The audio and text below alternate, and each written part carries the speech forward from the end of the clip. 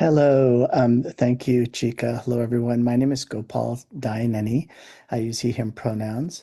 I'm a middle-aged South Asian man with a salt and pepper beard. I'm wearing a black shirt, and I have a blurred background, just for folks who would like a description.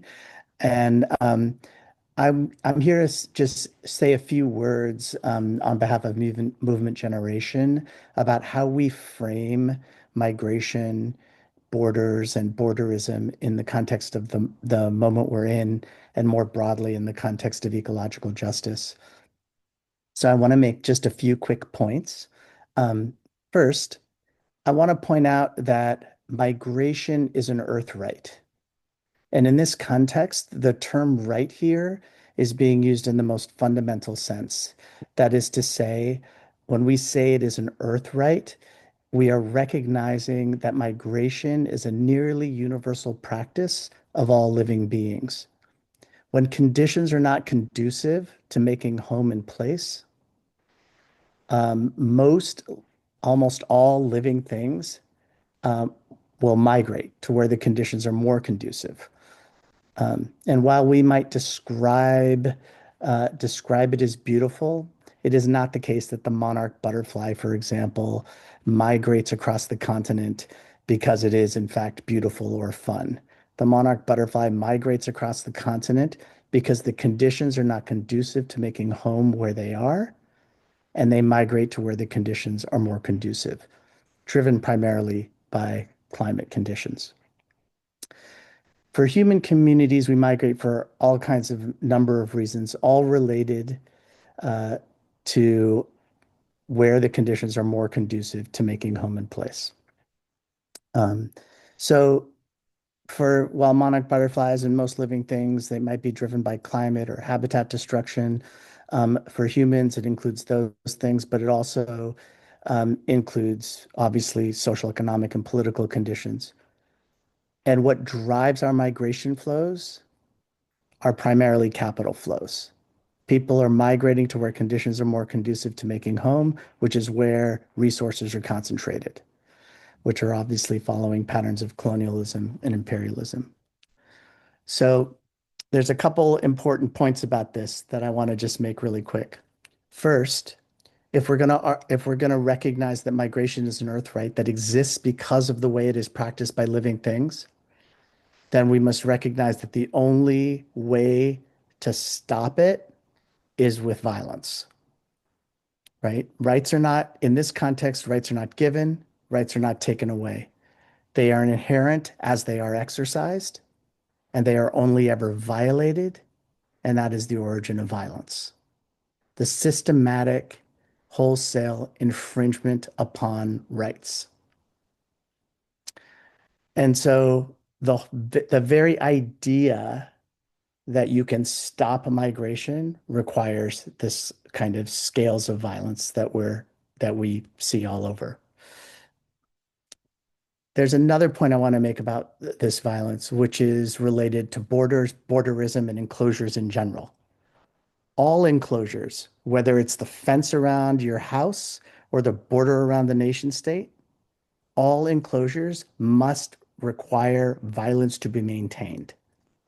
You have to enforce the enclosure, and who has access and under what terms and conditions. And so the nation state and borderism, which fragments ecosystems and communities all over the planet, everywhere, and fundamentally infringes upon the rights of communities to mobility, also demand exceptional amounts of systematic and well-organized violence to be maintained. And so when we say no borders, it's not just a rhetorical statement. It is an expression of the fundamental earth right of living things to be able to move freely, to make home in place, and a demand to eliminate the conditions that infringe upon the capacity of communities to make home in place.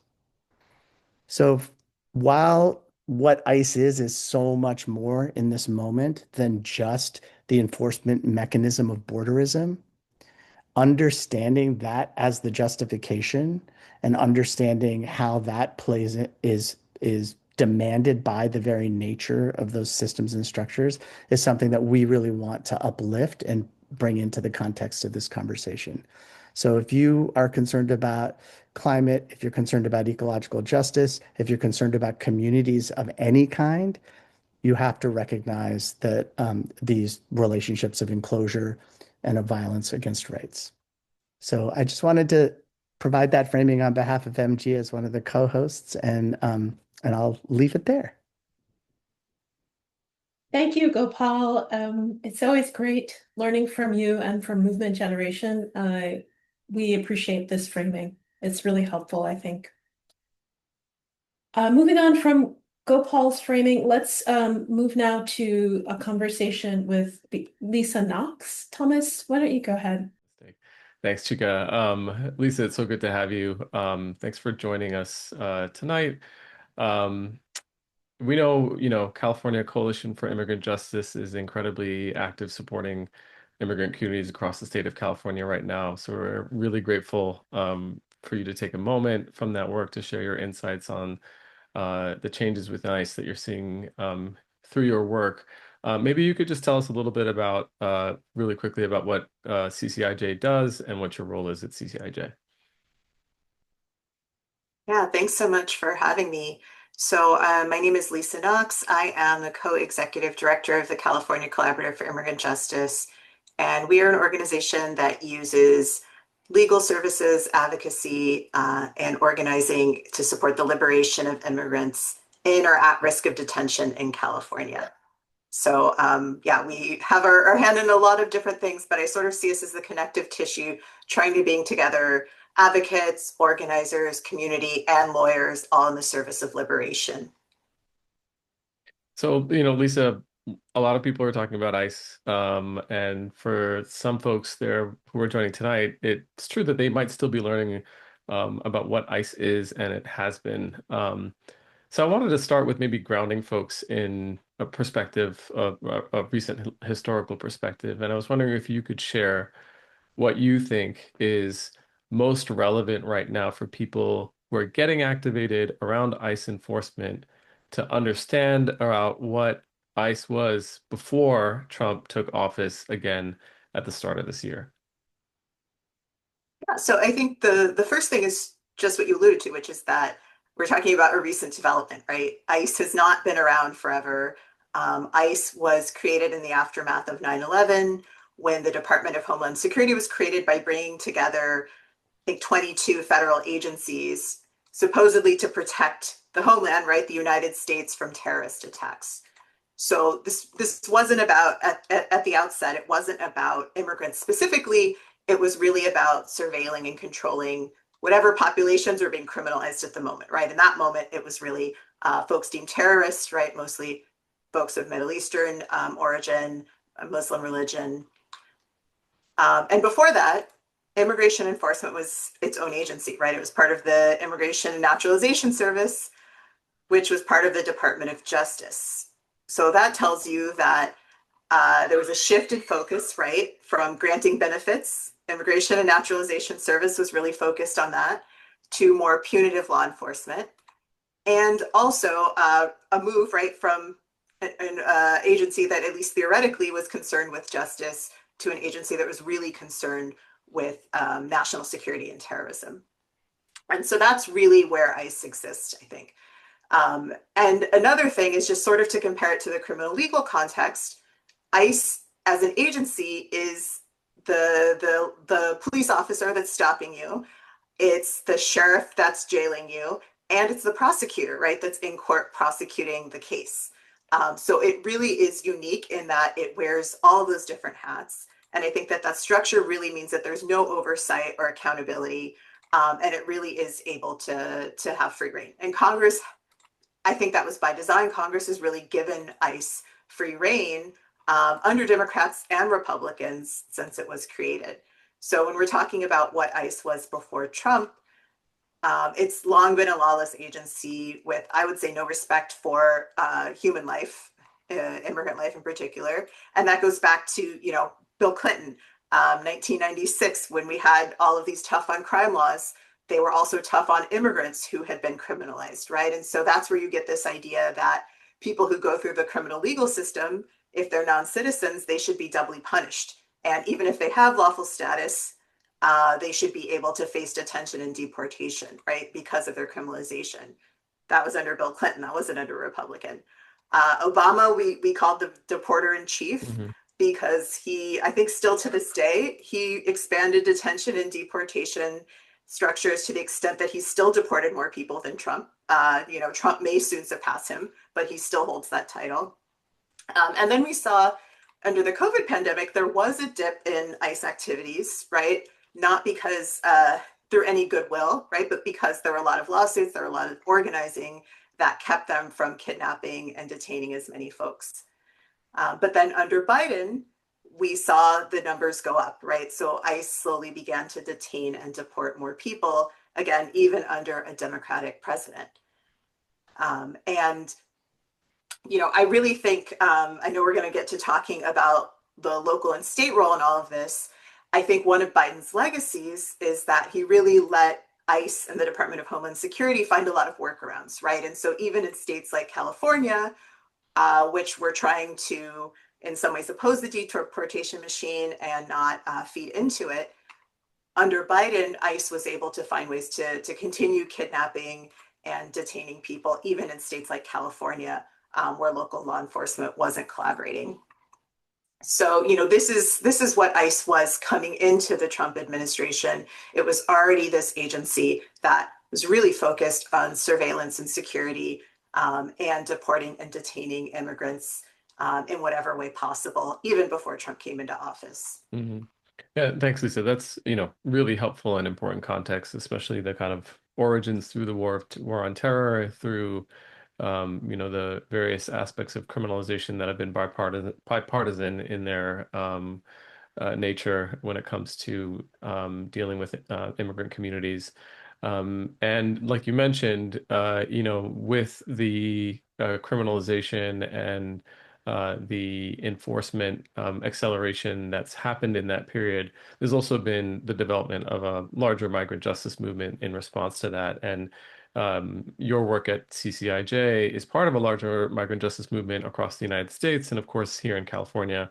And for many years, that migrant justice movement has been focused on that relationship between ICE and local law enforcement, like Alameda County Sheriff Yesenia Sanchez, who was the government official that first gave word to Barbara Lee and then the newspapers that the surge in ICE operations that we were all worried about in October was, in her words, canceled.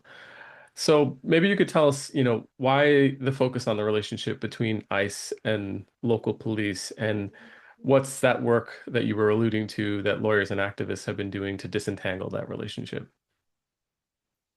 Yeah, so I think to start with why that's so important. So, ICE has never, as many resources as it's never had the resources to hunt down and detain every one of the 11 undocumented immigrants in this country, let alone, right, the 55 million folks who are foreign born that this administration is now going after. It's a lot of resources to, if you're following the law, right, to identify who doesn't have legal status, to figure out where they live, where they work, send people out to go pick them up, right? So historically, what ICE has done is they've depended on the collaboration of state and local agencies, right? So going back to 1996 and the increase in mass on the criminal legal side, right, of mass incarceration, that made for an easy pipeline, right, where through collaboration with prisons and jails, those officials, the sheriff would ask people when they were booked into the jail, hey, where were you born, right? And if they said a country that wasn't the United States, they would turn that information over to ICE. And then they would hold that person for ICE to pick up after they normally would have been released. And I say this past tense because in California, we'll talk about, that no longer happens, but it's still happening every day in a lot of states in the US. So immigrant communities and allies really organized to, by and large, in California, and particularly in the Bay and in this county. And as you mentioned, Alameda County, I remember the last sheriff, Sheriff Ahern, some of you may remember him. He was very anti-immigrant, very open about wanting to collaborate with ICE. So it's a huge change to have a sheriff who's actually sharing out information with the community so that the community can defend itself, right, versus colluding with ICE. And that took a lot of effort. That took folks advocating on the state level for a couple of laws, the Trust Act and the Truth Act, that stopped local law enforcement from being able to hold people for ICE, from being able to share information with ICE officials. So sorry to interrupt you, Lisa. We're gonna ask you to slow down just a bit for interpretation. Thank you. Thank you for the reminder. Yeah, so it took on the state level, people passing laws that prohibited that sort of collaboration with ICE. And also on the county level, right? Because county jails, sheriffs have so much power in that. It really took on every county level, people passing ordinances to stop that collaboration. And so, the right knows this. And if you've read Project 2025, the sort of right-wing manifesto for what they want to see in a Trump administration, they talk about this, right? Trying to bypass this lack of collaboration. And actually, pre-Trump, we started seeing that in the Bay, places like San Francisco. You may have seen they started turning over mostly Hondurans people originally from Honduras who were arrested for low-level drug crimes to the federal government for federal prosecution. Which is really unusual and really was just a way to get them to then be turned over to ICE, right? San Francisco couldn't directly do it, so they handed people to the US Marshals who then did it. So we've already seen them looking to bypass these gains. And, the federal occupation of cities like LA and Chicago is a response to this. Local agencies there, local governments can't cooperate. They have similar laws. And so, the Trump administration has said, we'll send in federal forces. The other piece that I think is really important is limiting ICE bed space. So the majority of places ICE used to detain immigrants in California were county jails. This was their contract with sheriffs. They would pay them to hold beds in the jail for ICE. And communities organized to prohibit new contracts and also to pressure sheriffs to end existing contracts. So Richmond, for example, the West County Jail ended in 2017 its contract with ICE under community pressure. And we saw that when ICE didn't have local bed space, it detained less people because it's just hard logistically to detain people if there's no place to put them that's close by. And in Northern California, I think that's part of the reason we still haven't seen mass raids, is that the nearest detention centers are privately operated and they're in the Central Valley. They're 4+ hours away. So here people are arrested by ICE, they get processed at an ICE office in San Francisco, and then they have to be sent down to the Central Valley by the end of the day because there's no bed space up here. So that really has limited how many people they can arrest locally versus a place like LA, right, where there's a federal building in downtown LA where they can keep people overnight and they're able to just process, hundreds of people within a day. So yeah, I think that's I could keep going, but those are the sort of main things that have really disentangled the relationship between states and localities and ICE for us here in California. Yeah, and that represents a lot of years of organizing and working with the legislature and building power, right, for migrant communities across the state of California, for example. So a really crucial aspect to the longer fight against this system. And what you mentioned about the fact that there isn't an ICE detention facility also, is part of the reason why this fight in Dublin that we can maybe allude to is so important, where there is an attempt to take a private facility and turn it into a detention center.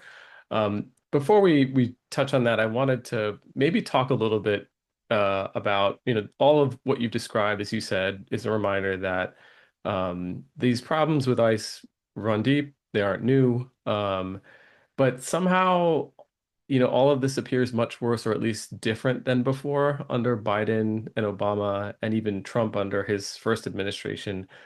So I was wondering if you could share what changes you've observed in the infrastructure and operation of ICE and its agents that you think are significant for us to be paying attention to.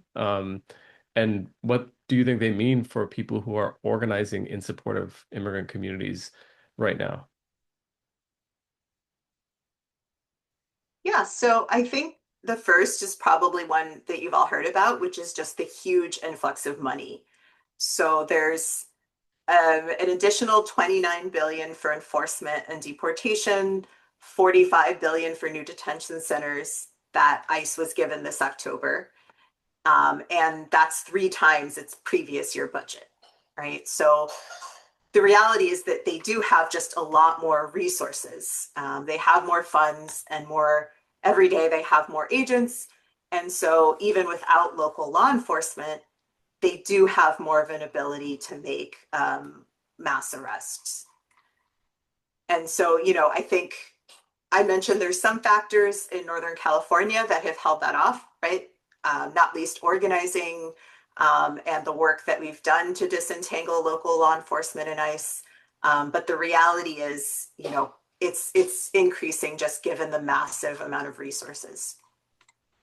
And then another thing that I think is really important is just the breaking down of boundaries between federal agencies. So you've probably seen, at this point, they're just all masked people, right? In unmarked law enforcement uniforms. But it's not just ICE, it's the FBI, it's the DEA, it's Border Patrol that are all out in the community doing ICE work. And I will say some of these agencies are actually worse than ICE, right? Border Patrol, for example, is notoriously violent. They've been responsible for some of the worst abuses and worst raids in LA, DC, Chicago. So now they're all out in the community doing ICE work, increasingly melding together. And I think that is in many ways just a continuation, right, of what DHS was created for. Right, this idea of having this enormous agency, this enormous secret police force, really, that can be weaponized against whoever's seen as a threat in the moment, right? And regardless of citizenship. That was after 9/11, it was people labeled terrorists. Right now, it's people labeled criminal immigrants, and it's increasingly US citizens or anyone else who's speaking out. And so we are also seeing that ICE and these agencies are increasingly and just openly racially profiling people, right? They've made statements that if we see someone outside of a Home Depot who speaks Spanish, we know that they must be undocumented, things like that, right? So really profiling people based on race, and I would also say class, in making these arrests. And then we've also seen that they're attacking US citizens, right? One, that because they're just racially and class profiling people, they're detaining US citizens and sending them to immigration detention centers. And also US citizens who are documenting and exposing kidnappings in their communities are increasingly being targeted. And we've seen this really happening in Chicago, where Border Patrol is ramming cars of people who are trying to document what they're doing. They're using physical violence, but we've also seen some of that locally. There was a legal observer who was just documenting an ICE arrest in Santa Clara who was briefly arrested and detained down there. So this is something that's starting to happen locally too. And the other thing I'd say is that, we're hearing this rhetoric from Trump about so-called criminal immigrants, but the reality is every non-citizen or foreign-born person is a target for this administration. They're not just, ICE is not just out, kidnapping people in communities. The administration's also eliminating forms of legal status and legal protection that used to exist. Like, you may have heard of something called TPS for people who are in the US from certain countries. That's being eliminated. And they're making it harder for people to get status by arresting people at their court hearings, at their green card interviews. And you've probably heard that now they've paused all asylum applications and all benefit applications for people from 19 countries, right? So, and they're reviewing, since anyone who was granted a green card since 2021 from those countries, right? So going after people who have status and even trying to strip people who've earned that status of it. And I think if you read Project 2025 again, they're clear about this, right? That their agenda is also to limit legal pathways for immigration, and their goal is to limit all migration. And so that's also something we're seeing. Thanks, Lisa, for that, for all of that. I'm thinking about, what you noted about the different culture inside some of the federal agencies that are now also being tasked with enforcing immigration laws and being part of this essentially rounding up of immigrant communities and racial profiling of communities across the country. Even in the short time that they were here, and community organizers showed up at the Coast Guard base near Alameda, ICE agents were already quite violent in that interaction. So the next question I want to ask is a little bit harder to answer because it does require you to forecast some things that haven't fully borne out yet. But I think it's also important to answer because it can help us mitigate even worse outcomes, not only for immigrant communities and especially for them, but also for Americans generally. You talked about the fact that this is essentially becoming a de facto secret police force. Based on what you've seen and heard, what can you forecast about where these changes to ICE are headed? What are you most concerned with? And what do you think actually might be a little bit overblown at this stage? And let's start with that, and then maybe we can talk about where social movements can intervene.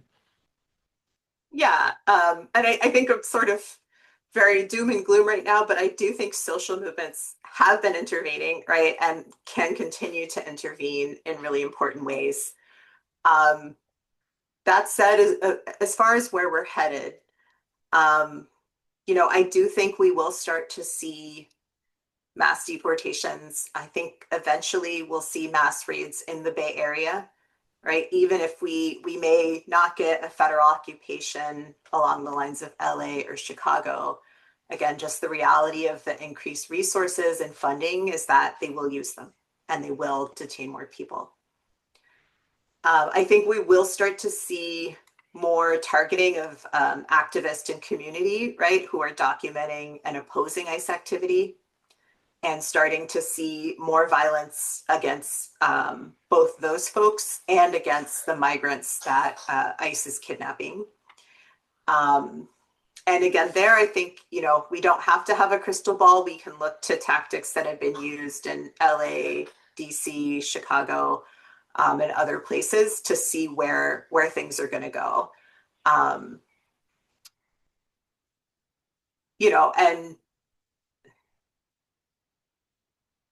I don't want to scare people, but, they have in Chicago been using violence, right? They shot a migrant or alleged migrant. We don't actually even know that they were targeting for arrest. ICE has been assaulting activists and then they will charge them with assault, right, to cover up their crimes.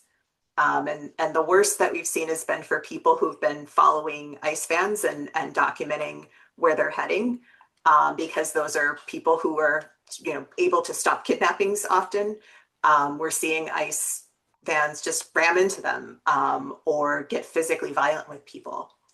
That said, I think we're also seeing that grand juries and juries, right, when these cases are brought before them, they get thrown out. They don't actually lead to folks getting prosecuted a lot of the time, which, our criminal legal system has its own biases. So I think that says a lot about where folks are at. And I think that really ultimately where this leads is beefing up the surveillance state, right? It's ICE as part of DHS as part of this larger secret police force that can be used against whichever group the Trump administration sees as opposition, sees as interfering with their authoritarian project. And we see this with things like the designation of Antifa as a terrorist organization, right? I have no doubt that they're, we all know that's ridiculous. Antifa is not an organization, for one, right? But it's sort of giving them a weapon that they can use to target anyone who's seen as progressive, who's seen as left, who is in opposition to the state and to their terrorist tactics. Yeah, and maybe Lisa, we can leave on some opportunities. You mentioned that folks are organizing, and obviously organizing here in the Bay Resistance. Lots of other formations are mobilizing right now. What are some things that you think people should be plugging into right now that are kind of top of mind for you? And then any resources that you might want to share with folks from CCIJ that can be relevant and helpful in this moment. Yeah, so I think there's sort of like 3 buckets of interventions that I think can and are working and that folks can plug into. One, I think, is, the law will not save us by any means, but I think legal interventions as part of a larger movement can still be useful. What we're seeing is the immigration system is just biased and, no one's getting far there. But federal courts are still releasing people from detention, are keeping them out. So that can still be a legal avenue that's useful for people. And I will mention there's a campaign called Lucha Zapoteca. You can find them on Instagram. Please support them. I've been working with them, and they are the families of 14 indigenous Zapotec individuals who were arrested at a workplace raid in Los Angeles. It was actually the first workplace raid back in June in Los Angeles. And when their family members were kidnapped by ICE, they decided to speak out. And they organized, they held a press conference. I've been working with them to make sure folks had legal support. They packed the court and showed up to show judges, hey, this person has community support. They're not a danger to the community. The community actually wants them free. And so through that campaign, we were able to get 12 of the 14 free. One is still fighting for his liberation, and one was unfortunately deported, coerced into signing away his rights. But that, I think, is a huge success and shows that there are legal interventions that can be successful along with these larger community deportation defense campaigns.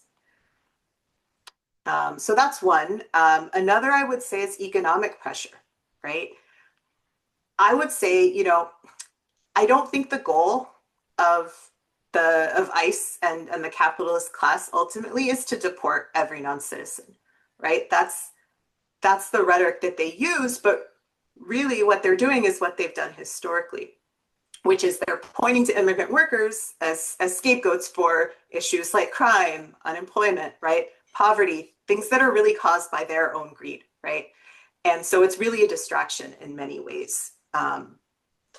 And I think that there's also recognition that immigrant workers, right, are how this economy runs, right? And so we saw that this summer. You may remember that initially a lot of the mass raids in California were targeting farm workers.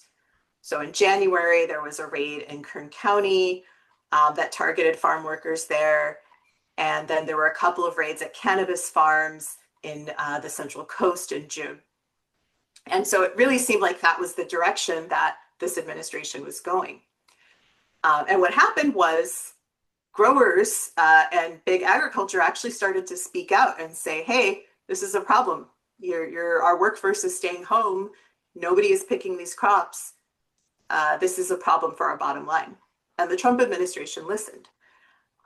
So, I think the lesson from that is not that we should appeal to those folks necessarily, but that economic pressure does work, right? And that the Trump administration can and will pull back if enforcement is impacting the bottom line for these corporations and these folks who are profiting from immigrant labor. So I think another way is to continue that economic pressure, right? Find targets, run campaigns against corporations that are involved in the detention and deportation machine. And I know Bay Resistance has been involved in a campaign against Palantir, which supplies a lot of weapons technology for ICE. I think this is also where legal interventions can come in, because they can raise the cost for a lot of these private players and impact their profit motive, which is why they're engaging in this in the first place. And then I think,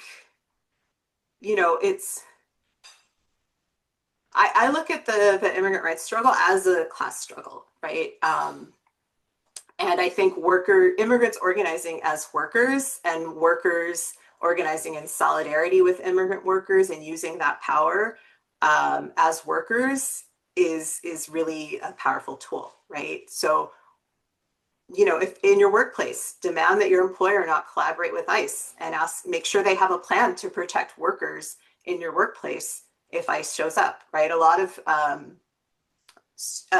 teachers unions, for example, have done this. A lot of hospital workers are doing this as they see ICE start to bring in people they brutalized for medical treatment. They're demanding the hospital not collude with ICE in that way. So, wherever you are in your workplace, think about how you can organize and demand that your employer protect workers.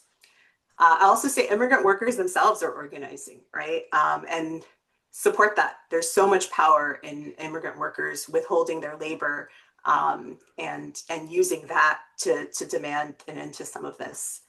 So campaigns like Lucha Zapoteca, there's an organization in Oakland, TUWU, Trabajadores Unidos, Workers United. Follow them on social media.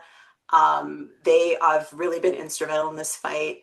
And then the last thing that I'll mention, which is shutdown campaigns. So I meant to get into this earlier, but I didn't touch on it.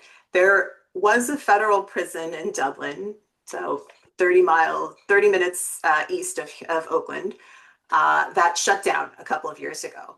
And it shut down because people who had been incarcerated there, who were survivors of sexual abuse by guards there, spoke out and organized and were able to get the prison closed. And now ICE is trying to reopen that prison as an immigration detention center. And so those survivors and other community members have formed the ICE Out of Dublin campaign that is focused on keeping that place shut down. And, as I mentioned earlier, we know that if ICE has detention space, it will fill it. And so if ICE has hundreds of detention beds in our county, they're going to start detaining more of our people, right? They're going to be coming and arresting more people in Oakland and Berkeley, in the Bay Area. And so I think that fight is really crucial to making sure that ICE can't really turbocharge immigration enforcement here as it has in other places. So thank you for putting in the chat. There is a petition that you can sign to support keeping Dublin shut down. If you sign the petition, you'll also get on a mailing list to get information about upcoming meetings. I think later this month, folks are going to be packing a Dublin City Council meeting and asking that Dublin pass an ordinance or issue a proclamation saying that they oppose the opening of a detention center. And there'll be other opportunities to get engaged also. And then the last thing I'll say is just, support your community members and your neighbors, right, who may be at risk. I know folks, the Bay is already doing that. I don't need to tell you. Probably, join patrols, but also just, talk to your neighbors in your community and get to know people as a resource so that if somebody is kidnapped by ICE, you can share information about what to do. And at our website at ccijustice.org, we have a number of community resources available on how to support people in detention. Everything from the Rapid Response Network that you can call to get immediate support for folks when they're kidnapped. All of those numbers for California. We also have a guide on sort of first steps when someone is detained that talks about how to find people, right? When we say people are kidnapped, they will sometimes disappear and not be able to call family for a few days. So knowing how to try to work the system to figure out where they are can be huge. It talks about how to also put money on their books so they can call family, little things like that I think can be really, really important for people in those first few days. So yeah, I think that there are a lot of things coming down the pipeline that are hard and are going to be difficult. And I also want to emphasize that we have been organizing, we have been able to successfully push back and counter this. And we just need to continue doing that. So glad to see so many of you here who are interested in learning more. And if you're not already in this fight with us, I hope that you will join. Lisa, thank you so much for your time today and for all the wisdom and insight that you shared with us tonight. So please follow the links that Lisa shared. And with that, I'll send it over, hand it back to Chica. Thank you, Thomas, and thank you so much, Lisa. I will just queue up the next part of tonight's program. We want to share a part of an interview that Thomas and I were very fortunate to be able to conduct with Stephen Gardner, who is a researcher on social movements of the far right with Political Research Associates, PRA. We spoke with Stephen actually about a month ago now on November 5th. And he had many insights and just really sharp takes on what we're witnessing and where it might be headed. So we have a full interview that folks can check out on CPE's YouTube page. But for tonight, we'll share a clip in which Stephen talks a little bit about this kind of forecasting question. What's going on with ICE? Where is it headed? And how we as social movements and people on the left and people getting activated and organized can respond. So we'll share that clip, and then when we come back from that, we'll have some actions that folks can take as well. Okay. Is there a danger that this is going to become, or that it has already become, a private army or a secret police force for the Trump regime? Yes. Yeah. Yes. It And is I think absolutely. and so I think, I'd love to hear your thoughts on where you think this is headed with CBP and ICE. And other smaller components of other smaller agencies that are little in the news and have little public profile. They have not yet crossed over the boundary to being the operatives who would, for example, although I should almost not even say this, but it's still the FBI that is doing the wider implementation of investigation around issues like these nebulous issues like conspiracy, like this apparently invented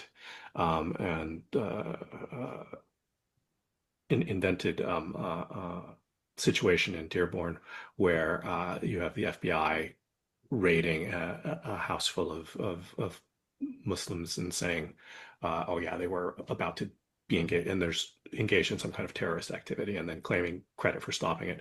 And unlike in other cases that, however dubious they were in using sort of entrapment and provocation to trick people into saying they were going to do something violent. In this case, it doesn't even seem like they had that threshold. It's basically, they interpreted some random rhetoric to be, oh yeah, this is an incipient terrorist plot. We have to swoop in and stop it. But the FBI, the difference between the FBI and even more so the standing military, these are separate agencies, and they are agencies with deep traditions that actually care about the respect of the citizenry at large. Not that they don't see themselves as a part, not that there isn't a barrier, not that they don't have deep histories of abuse, but there's some restraint. ICE has no identity other than we are the people who take care of those bad immigrants for you. Same with CBP. They're both relatively new institutions. I mean, there was always Border Patrol previously, but the creation of these new entities specifically in the post 9/11 era under the Department of Homeland Security, made them into something different and something that was from the inception designed to be extraordinary, designed to be facing towards an expectation of the next 9/11. So when you have that expectation, you're leaning into extraordinary circumstances that justify almost any level of violence and torture and arbitrary detaining people and violation of constitutional principles on the grounds that we are at war with these people. Now, the fact that most Americans, most people in this country see this as absurd, that we're at war with immigrants, is kind of beside the point to them. This is how the orientation works, and this is what those ads that you were, Chica, you were pointing to earlier, that have these kind of Aryan values, Aryan masculinist values, where the point seems to be we have to defend the women folk from these horrible terrorists and rapists and people who are forcing our children to take drugs.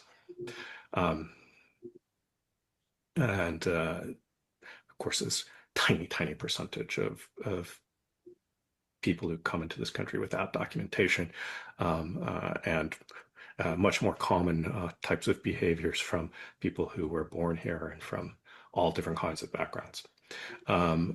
So regardless of any of that, these kinds of identity issues amongst these organizations point to the fact that they are being conceived of in the center of the regime as a kind of party, and the party isn't Republican here, it's MAGA.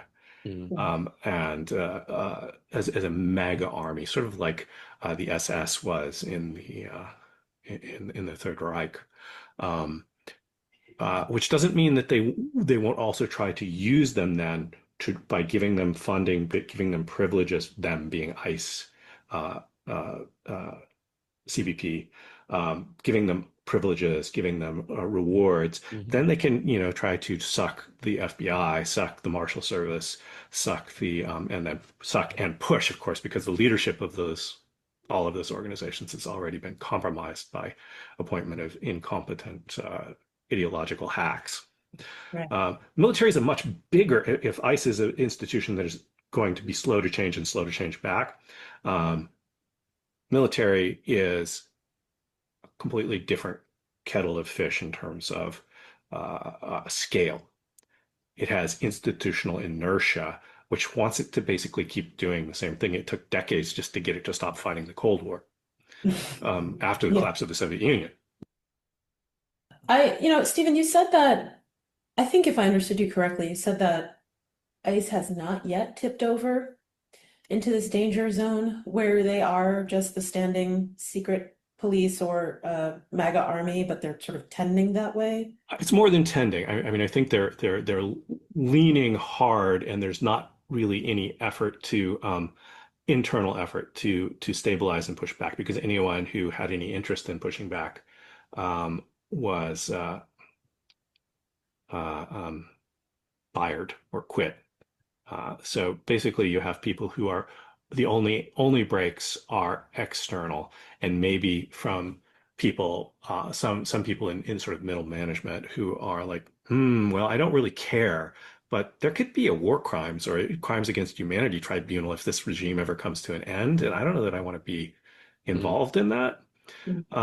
And so they're stepping cautiously towards this role, whereas some they're counterweighted against people who are rushing towards it. And you can always make the most spectacular and brutal enforcement zones more of a volunteer basis, or guide people who are the rushers towards that, and put the people who are stragglers, you may still keep them on because they need people, but put them at a desk, have them do paperwork, whatever. So I think it's more than a slight lean. I think that they are on the precipice, and the thing that they're not yet doing is they're not being sent to do universal enforcement outside of their own constitutional remit, their own legal remit. So they're not being sent to arrest city councilors who still support sanctuary in Portland. Okay. Yeah. Yeah. Can you say anything about what you think we should be doing on the left to halt and turn back this progress toward this kind of like worst outcome? Well, I mean, this is a really, of course, tense and difficult question, but it's really, we're in a moment where what we have is noncompliance at every step, and supporting people who are not complying. So this is the task to inform people, to warn people about ICE, to inform people who are protesting about their rights. I mean, and to try to keep people operating in a relatively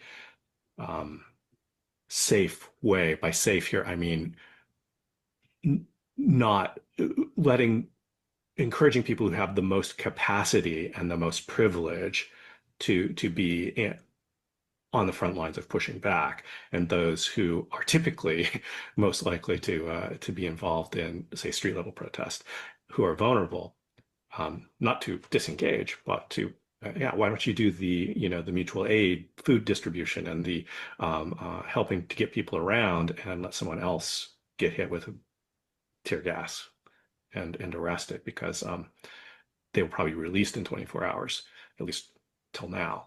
But you, with your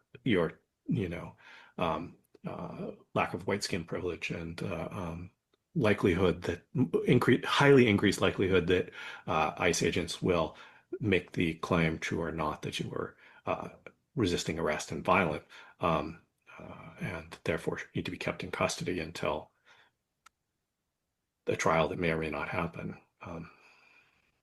So movement security, organizational security, non-compliance, and not letting it become normal, any of it, because it's not normal. I mean, it wasn't normal in the Jim Crow South, and we need it not to be normal in uniformed abduction of people, residents of the United States. I wanted to say another thing about the institutional, the structural issues, because, of course, one of the reasons we have the structural issues that we have between this federal government and the states and localities is, historically, it was the states and localities that were violating people's individual rights and community rights, and claimed the right to do that based on their quote unquote traditions, and up to and including lynching. And it was the federal government, oftentimes, always reluctantly, but sometimes under court order, who were not willing to intervene just to stop the violence, but were willing to intervene if a court told some Mississippi or whoever that you have to stop that, and Mississippi said, no, we refuse. Then at that point, they were insubordinate. And so here comes the 82nd Airborne. Here comes, President Eisenhower sending federal troops to Arkansas. And of course, this goes all the way back to Reconstruction. And we find ourselves now in an inversion where it's Exactly. states interested in Yeah. maintaining communities and the federal government interested in impunity and disobeying court orders. It's a scary time. It's a sobering moment. Yes. Steve, I really appreciate you joining us for this. Maybe want to close out with one final question, and your answer can be brief, but I do think that I'm curious, since you have a long view at this, about the question of time. How much time do we have, or how we look at this from social movements about the immediacy and urgency of how we need to act, and especially if we're talking about working in a united front with people that we don't necessarily see with eye to eye. I think it's helpful to maybe think about the mileposts that you're looking at. I would say that part of what you've already done is to answer the question by saying, like, the immediate task is to work at the local level, and non-compliance, starting with people who are the most vulnerable, is something you can do immediately. But what about your view of time more broadly? Yeah, I mean, the midterm elections do matter. The elections that just happened yesterday matter. They as mileposts, as indicators of how effective the interventions of the regime and the center of the MAGA movement are going to be. Now, erasing even the damage done by the regime in this first 9 months of its nominal authority, it's going to take years or decades to reverse. Of course, it doesn't help that the system that they are breaking was already a raggedy ass system, and a non-democratic system in any way that we would want it to be. But when you start with a broken down old house and then you take a torch to it, some people may say, well, we should burn it down. And I'm like, no, if we burn it down, that doesn't mean we're going to win. It means that people even worse, are waiting to take the reins of power. Yeah, so I encourage people to be involved in the standard political thing, but in the longer term, I'm saying, like, okay, we need our own political party, or like the far right did with the Republicans, we need to take one. They said, we don't like what they're doing, they're not racist enough, let's just take it over. And they made a 5-decade plan to do that. But the immediate task is, midterms, 2028. All of these governors and mayoral and city council elections, we have to contest them all. And we have to not swallow a bunch of Democratic Party nonsense about the way to win is to tacking towards agreeing with the regime as much as we can. Just say, we're going to do it less. That didn't work. Yeah. There's no, I mean, pundits continue to say this stuff. I think that results from yesterday go contrary to that. And I think a understanding about what mobilization looks like. There really are more people who are against this regime than who are for it. By an order of magnitude, a third of those people just didn't vote in the last election because they didn't see much of a choice. And for good reason. So I think that, we can't make people trust things that are untrustable, and that'll just make us look like hypocrites. But we have to, and we can't just say, hold your nose and do this. We'll say, let's find something that you can support and get on board with it. And if you really just can't, then no one should twist your arm and make you. In fact, that's contrary to any kind of democratic principle. Find some kind of local efforts to be involved in that still demonstrate that there is resistance. And of course, we're looking at the potential of general strikes and boycotts and other kinds of actions in the next year or two, as well as solidarity actions and formation of rapid response networks and things that can be iterated. I mean, I can see the kinds of rapid response that have happened in Chicago and other places being, intentionally copied in other parts of the country. And it doesn't just have to be because there's ICE on the ground. This can be extended to other kinds of resistance against the carceral state.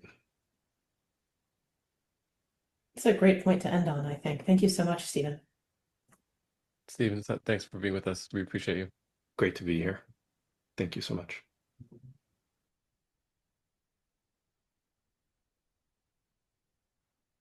All right, so that was just a clip of our interview with Stephen Gardner. As I said, you can check out the full interview that Thomas and I did with Stephen, where he does respond a little bit to the elections that had just happened on November 4th, including the election of Zohran Mamdani, and thinks a little bit more with us about some of the ways that we have seen ICE and CBP acting, as well as going into some of the distinctions between those bodies and some other, it's kind of a wide-ranging interview.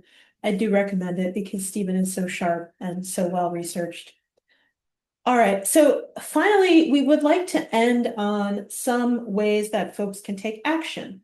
We are very fortunate to have our partners at Bay Resistance who are doing such good work right now, who have shared with us a way that folks can get involved. So to start with, there is this image here of what is basically envisioned as like a pipeline, the ICE kidnapping pipeline.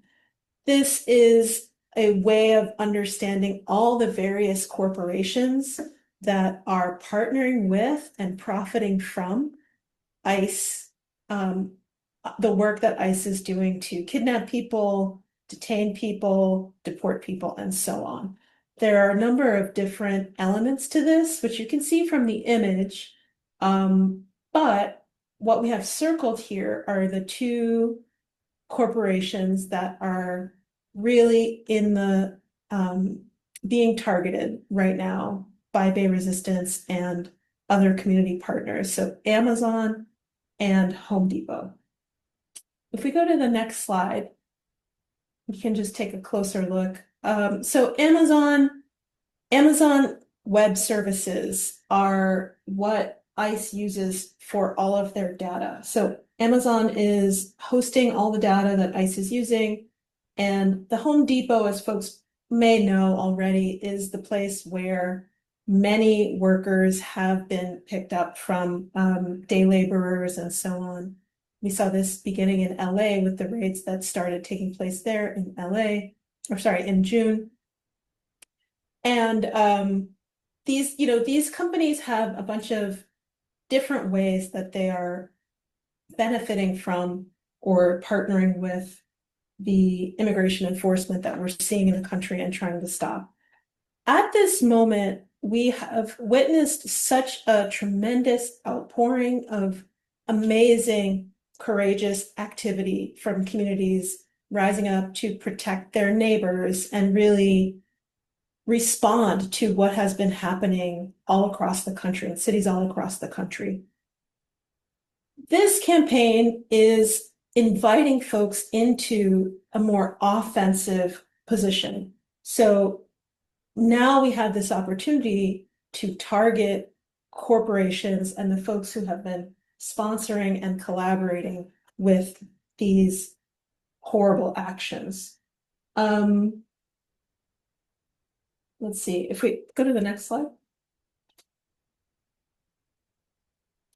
Yeah, so one of the major demands with Home Depot is to get them to stop allowing ICE agents and CBP agents onto their property. This is the right of any private business. They can demand that the government produce signed warrants before they're allowed onto their property. And so in order for folks to, register their upset with the way that Home Depot has been acting, now is the time to boycott Home Depot stores and make it clear that we don't want to support a company that is collaborating with this kind of activity. Let's go to the next slide. All right, and so Amazon is a very big company. It has a lot of different subsidiaries. There are a lot of different ways that folks can get involved with boycotting Amazon, including boycotting Whole Foods stores. Also, any of these other companies that you see on the image. People can discontinue their Prime memberships and so on. This is really a moment for experimentation and creative action. So we've seen with the Home Depot that folks have been doing all kinds of really interesting things, including, there was a mass action in LA where many people went to the Home Depots and bought ice scrapers and then returned them en masse. It's a way of registering and making very public and very clear the upset and discontent people are feeling with this company. So this is the push right now for us to go on the offense. There's already been so much great defensive work, defending our communities, defending our neighbors, and now we can kind of take the fight to these corporate actors and show them what we believe in. Let's go next slide.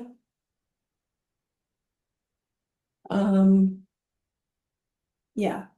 Let's just go to the next slide.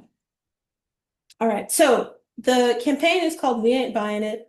People can get involved with boycotting Home Depot, Amazon, Target. You can take a QR scan of this QR code to get access to this toolkit that will help folks to kind of plan your own actions. I'm going to put the link in the chat as well. So this toolkit will be helpful for folks in California as well as outside of California in figuring out ways to, again, go on the offense and take the fight to these corporate actors. Okay, thank you everyone for joining tonight's webinar on Unmasking ICE. We are going to be sharing a part 2 of this training next week. This will be focused on digital defense against ICE. And we'll be joined by Turner from 18 Million Rising, who will take people through a training. And yeah, thanks to all of our speakers tonight. And thank you to everyone for joining.